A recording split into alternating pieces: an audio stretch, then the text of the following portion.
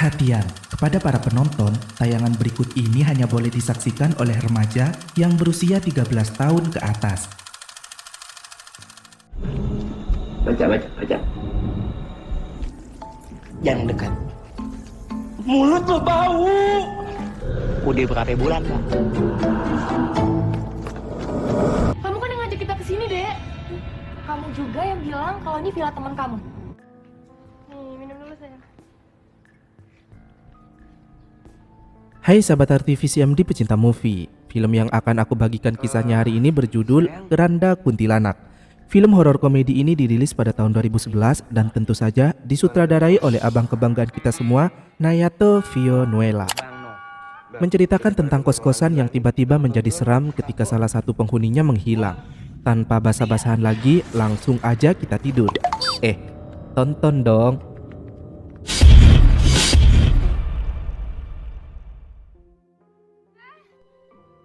Adegan diawali dari seorang gadis bernama Abi yang terpaksa harus beranjak dari tempat tidur pagi-pagi buta sekali karena mendengar teriakan Ibu Rahma, pemilik kos-kosan yang menggedor-gedor pintu kamar Lina yang letaknya di sebelah kamarnya si Abi untuk menagih uang kosan yang belum dibayar selama 2 bulan terakhir.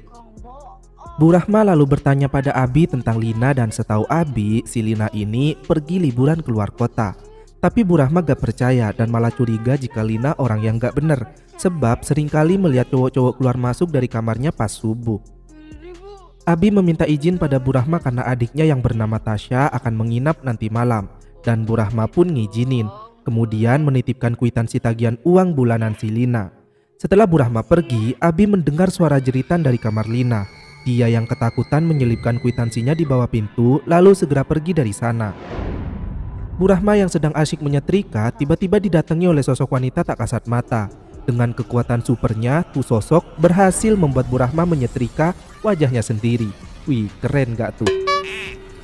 Kita beralih ke pemain lain yang bernama Kodi yang sedang asyik bermesraan dengan pacarnya, Ike. Dadang Jalaluddin alias DJ dan Jereng mengejek kemesraan mereka berdua yang terlalu lebay. Kemudian saat si DJ dan Jereng beranjak pergi melewati kamar Lina, DJ mendengar suara jeritan dan tangisan bayi dari dalam. Apapun itu mereka mencoba gak peduli, tapi tiba-tiba si DJ melihat penampakan sosok kuntilanak bunting. Abi lalu bertanya pada Ike tentang Lina. Ike yang sudah tinggal di sana lama berkata jika Abi gak usah peduliin Lina. Karena sepengetahuan Ike, Lina itu adalah wanita gak bener, pelayan kue cucur yang sering disewa om-om, bahkan gosipnya dia tuh pernah isroba. Beberapa saat kemudian, Stephen William, artis pemain sinetron, datang mencari pacarnya yaitu Abi.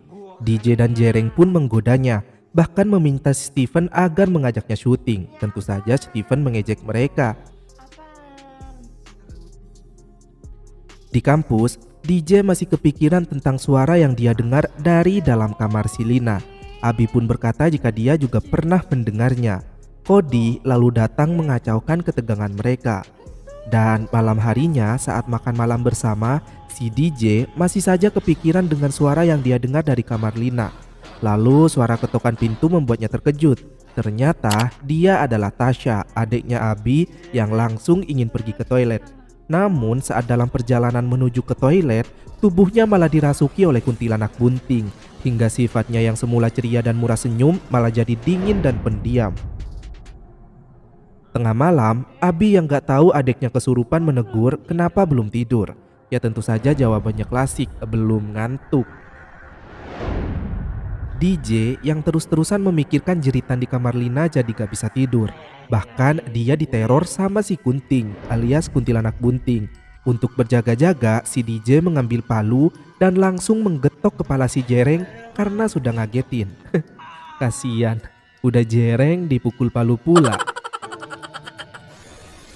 Esok paginya, Kodi datang menjemput Ike dan saat melihat ada penampakan, Kodi pamit pergi ke toilet. Saat balik dari toilet, Ike yang justru melihat penampakan, melihat Kodi sedang menggendong Kunting. Lalu saat akan keluar, si Ike malah melihat keranda. Bu Rahma yang pipinya diperban kembali mendengar suara jeritan dan dia sangat ketakutan. Belum lagi melihat Tasya dengan sikapnya yang dingin, membuatnya semakin merinding. Udah ketakutan, dikagetin pula sama Jereng saat di dapur. DJ curhat pada Jereng jika dirinya gak bisa tidur semalaman. Lalu mereka kembali mendengar suara dari dalam kamar Lina. Mereka pun mencoba mendekat dan langsung kabur saat mendengar tangisan bayi. Lalu DJ dapat hidayah dan sadar kalau derajat manusia itu lebih tinggi dari syaiton. Jadi gak seharusnya mereka takut. Saat asyik berceramah, Jereng yang melihat si Kunting ada di depan langsung kabur. Begitu sadar, DJ pun ikutan lari, bahkan berkali-kali diikutin oleh Tu Kunting yang wajahnya bisa berubah menjadi Jereng. DJ malah nyuruh Tu Kunti supaya baca buku. Lalu saat akan kabur, DJ berpapasan dengan Tasya yang mengatakan jika dia adalah hantunya. Dengan tatapan yang menakutkan, tentu saja DJ langsung pergi. Dan saat di dapur bertemu Abi, DJ memberitahu keanehan sikap Tasya, tapi Abi gak percaya. Abi kemudian pergi menemui si Stephen sambil membawakan minuman. Stephen mengatakan jika dirinya merasakan ada aura seram di kosan Abi, lalu menyarankan agar Abi pindah kosan saja. DJ datang di tengah-tengah obrolan mereka dan malah meminta si Stephen agar mengajaknya pindah juga, dengan catatan uang sewanya harus dibayarin oleh si Stephen. Tentu saja DJ bercanda, meski di lubuk hati yang paling dalam mengatakan enak juga ya dibayarin. Setelah DJ pergi, si Stephen kaget ketika minuman yang dia minum malah berubah menjadi belatung dan Abi jadi kuntilanak. Stephen pun langsung buru-buru pamit pergi pada Abi dengan alasan ada syuting. DJ dan Jereng sama-sama bengong memikirkan kejadian yang mereka alami akhir-akhir ini. Ike dan Kodi pun mengejek mereka berdua, lalu pamit mau pergi nonton. Jereng mengajak DJ untuk nonton juga, tapi DJ menolak dan pergi. Jereng lalu mengejar DJ, tapi tiba-tiba dia berubah jadi Kunti. DJ yang ketakutan lari ke perpustakaan, tapi masih diikutin sama si Kunti. DJ pun berniat akan menyusul Kodi dan Ike yang pergi ke bioskop. Beberapa saat kemudian ketika Abi berjalan dengan Tasya, Abi melihat Lina masuk ke dalam perpustakaan dan menyuruh Tasya supaya menunggu sebentar karena dirinya mau mengejar Lina. Namun saat Abi pergi, di belakang Tasya malah dirasuki. Jereng lalu datang menanyakan Abi pada si Tasya, tapi Tasya yang sudah dirasuki malah menggoda Jereng seperti cacing kepanasan. Jereng yang merasa risih akhirnya pergi. Di dalam perpus, saat menghampiri Lina, ada sosok tangan yang menarik kaki Abi. Lina menghilang, lalu muncullah kuntilanak bunting yang membuat Abi ketakutan dan pingsan. Kodi dan Ike yang tiba di bioskop terpaksa harus menunda sebentar karena Kodi mau ke toilet dan dia diganggu oleh Kunti. Kodi segera bergegas dan menarik tangan yang dikira Ike masuk ke dalam teater. Ike yang melihatnya dari belakang mengira Kodi selingkuh. Dan saat di dalam bioskop, Kodi baru sadar jika bukan Ike yang dia bawa, melainkan si Kun-kun. Dia pun teriak ketakutan, kemudian Ike datang dengan marah-marah menuduh Kodi selingkuh. Mereka pun ribut di ruangan teater, lalu Kodi mengajak Ike pulang dan bersumpah jika yang dia bawa tadi bukan wanita, tapi si Kunti. Emang kuntilanak ada yang cowok bang? DJ yang menyusul ke bioskop kebingungan, film apa yang kira-kira ditonton oleh Kodi dan Ike. Karena gak tahu dan tujuan si DJ sebenarnya ingin menjauh dari si Kunti, akhirnya dia memilih film secara random dan masuk ke dalam teater film bergenre romansa sedih yang penontonnya pada banjir air mata. Kemudian si Kunti itu muncul di sana yang membuat DJ ketakutan. Lalu semakin panik ketika mendapat kabar Abi masuk rumah sakit. Sebelum pergi meninggalkan ruangan teater, sempet-sempetnya nih si DJ nyomot cemilan penonton sebelahnya. Ada gila-gilanya nih orang. Beberapa saat kemudian, DJ terlelap tidur saat menjaga Abi. Abi yang terjaga melihat sekelibat bayangan dan dia mencoba menghampirinya. Kemudian muncullah kursi roda bayi yang berjalan sendiri. Saat diperiksa, kursi bayi itu berisi wajah yang hancur, tapi ternyata itu hanyalah mimpi Abi. Sementara itu, di kosan, Bu Rahma mendengar ada yang mengetok pintu. Tapi setelah dicek gak ada siapa-siapa. Bu Rahma pun tentu merinding dan si hantu malah mendorongnya. Kembali ke rumah sakit, DJ kembali diganggu. Dia ditindih oleh si Kunti, bahkan dipeluk dari belakang dengan sangat erat. Seerat pelukan Rose dan Jack di film Titanic. Dan benar, lagi-lagi itu hanyalah mimpi guys. Kemudian DJ melihat sekelibat bayangan dari luar pintu. Dan saat diperiksa, tiba-tiba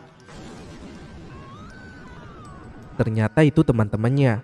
Merasa keadaan sudah kacau dan gak terkendali, Cody mengajak mereka menghindari kos-kosan sementara waktu karena yakin teror yang mereka alami pasti berasal dari kosan dan mengajak mereka semua untuk nginap di rumahnya di Depok. Mereka pun langsung OTW ke sana dan kenapa ya si Jereng kok gak diajak? Entah dia udah gak diajak syuting lagi sama si sutradara atau masa kontraknya habis ya gak tahu. Atau jangan-jangan dia adalah temen yang gak dianggap kehadirannya kayak kalian. Sabar ya, masih ada aku kok yang mau jadi teman kalian. Saat malam tiba, bukannya tenang, DJ malah kembali mendapat gangguan dari si Mbak Kunting. Ya, hantu itu ngikut guys. DJ pun jadi parno dan sering kaget. Esok paginya, giliran Ike yang melihat penampakan saat mau mandi. Begitu pula dengan Abi. Mereka berdua mencoba memeriksa ke lantai bawah dan benar saja ada kuntilanak bunting dari luar jendela. Mereka berdua lari ketakutan menuju kamar yang membuat Tasya kesal. DJ terus-terusan diganggu sama itu hantu. Begitu pula dengan Cody yang mau nyetel musik. Mereka berdua sama-sama lari ketakutan dan akhirnya tabrakan. Karena gangguan itu terus mengikuti mereka, akhirnya mereka memutuskan untuk kembali ke kosan dan mendobrak kamar Lina. Tapi di ruangan itu gak ada siapa-siapa selain barang-barang yang berserakan. Dan tiba-tiba Tasya menghilang. Tasya ditemukan oleh DJ sedang makan mangga muda dengan sangat lahapnya. Ya, si Tasya dirasuki lagi oleh hantu kuntilanak bunting yang sedang ngidam. Lalu mereka kembali membahas si Kunti. Dan Abi beranggapan mungkin arwah itu mau menyampaikan sesuatu. Tapi mereka bingung. Kira-kira apa sesuatu itu? Setahu aku sih lagunya Syahrini ya. Tasya tiba-tiba memiliki ide untuk tinggal di villa temannya. Abi pun bingung bagaimana mungkin Tasya sudah punya teman di Jakarta. Padahal dia masih baru pertama kali datang ke sana.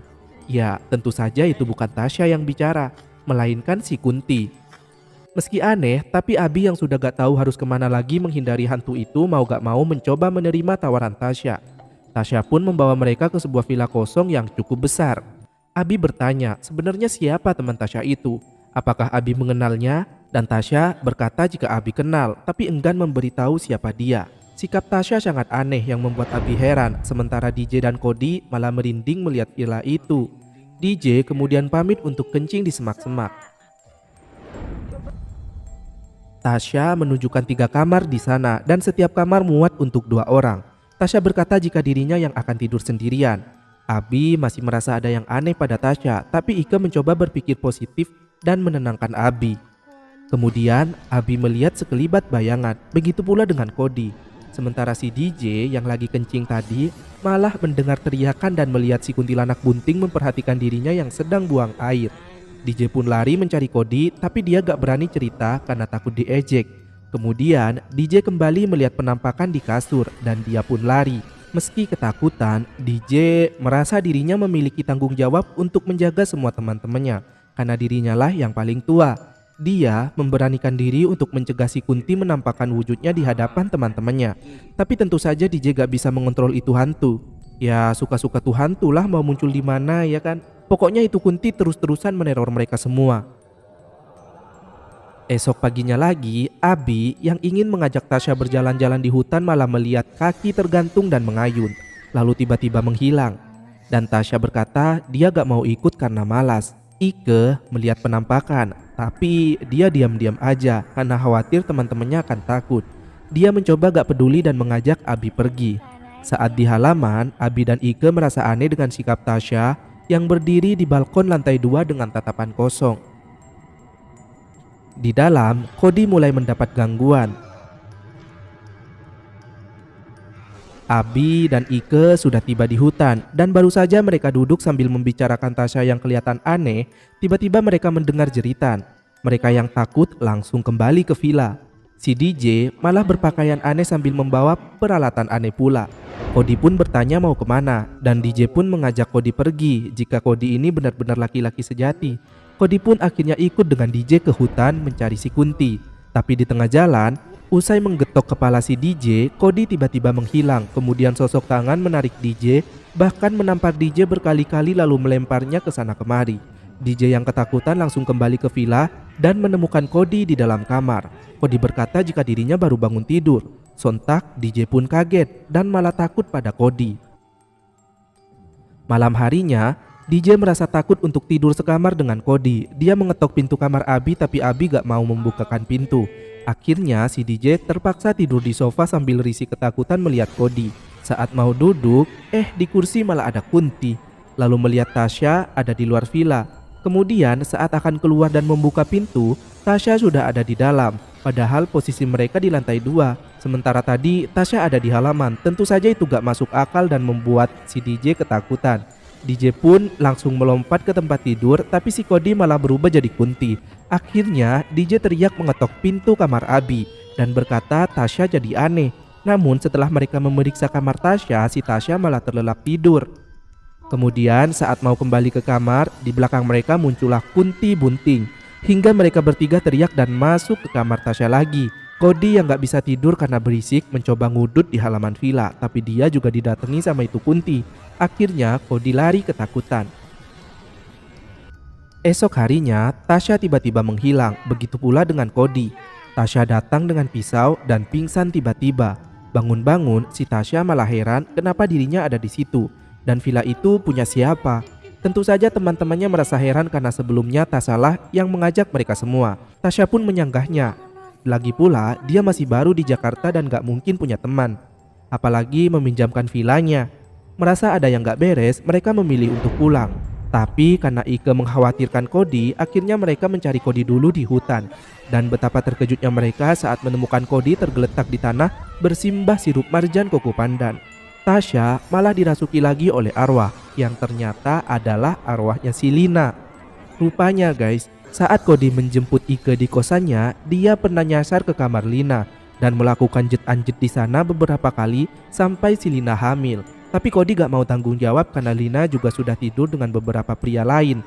Lina meyakinkan jika itu anaknya Cody, tapi Cody tetap gak percaya dan malah membanting Lina, mencekiknya hingga meninggoy. Lalu Cody membawa tubuh Lina dan menguburkannya secara gak layak di hutan. Dan di detik-detik sakaratul mautnya, si Cody meminta maaf pada Ike karena sudah khilaf. Bersamaan dengan itu, mereka melihat arwah Lina perlahan menghilang. Adegan kemudian beralih ke Stephen yang baru break syuting. Abi menelpon dan mengabarkan jika temannya ada yang meninggoy. Stephen pun berencana akan mengajak Abi pindah dari kosan seram itu. Kemudian usai menutup telepon, ada sosok Kunti yang menghantui si Stephen. Siapakah itu? Apakah si Stephen pernah salah masuk kamar kosan juga saat menjemput Abi? Ya gak tau lah guys. Aku tuh lebih setuju judul film ini diganti menjadi Kuntilanak Bunting aja ya kan, daripada Keranda Kuntilanak. Karena gak ada definisi kerandanya cuy. Padahal di tagline posternya tuh ditulis jelas, jangan pernah coba tidur di keranda. Lah boro-boro tidur di keranda, di sepanjang film aja kerandanya cuma muncul sekali. Kerandanya tuh cuma muncul pas Ike mau keluar dari kosan itu aja. Atau mungkin karena si Lina ini cuma digendong sama Cody saat meninggoy kali ya, dan pengen naik keranda gitu. aku kira cuma di YouTube aja yang suka clickbait ya guys sama thumbnail. Ternyata di film pun ada clickbait poster. Aduh, gak tau lah guys. Pusing aku mikirin film Indonesia. Sampai jumpa di video berikutnya guys, dan jangan lupa makan ya. Bye bye.